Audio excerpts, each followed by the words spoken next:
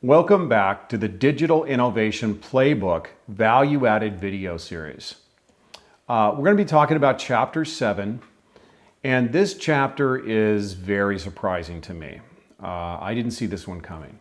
A couple years ago, I was at Blog World in Las Vegas, and I was walking through the halls and seeing the normal great companies like PepsiCo, Ford Motor, Southwest Airlines, and the list goes on.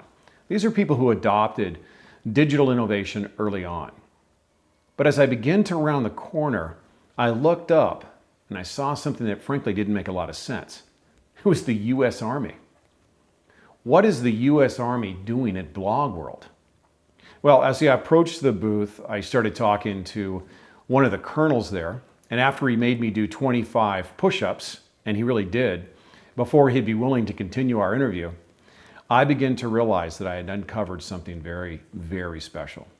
Now, this is a 230-plus-year-old bureaucratic, secretive military organization we're talking about.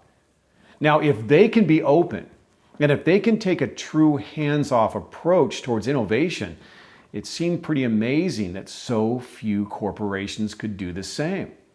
You know, after all, this was a big risk for the Army. There are people that want to kill them.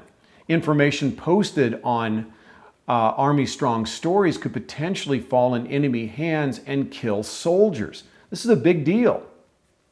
I think the big takeaway that I want my readers to really take from this is the fact that the Army made a commitment to really doing something special, and that is not taking an authoritarian military approach towards their Army Strong Stories blog, but to really make it a community. In fact, at one time, one of their leaders had made some derogatory comments about gays in the military.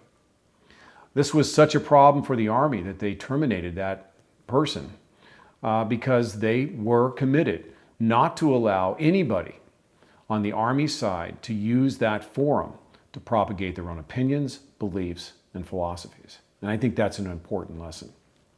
The Army was really trying to find a way to build recruitment. They were having a problem. I mean, after all, they don't pay real well, and you could die, right? So it's a hard job to get filled. The more I learned about the Army, the more respect I have for this amazing organization. In fact, out of all of the corporations and not-for-profit corporations that I looked at, surprisingly, the U.S. Army is my personal pick as a true innovation superstar. So read the blogs at armystrongstories.com.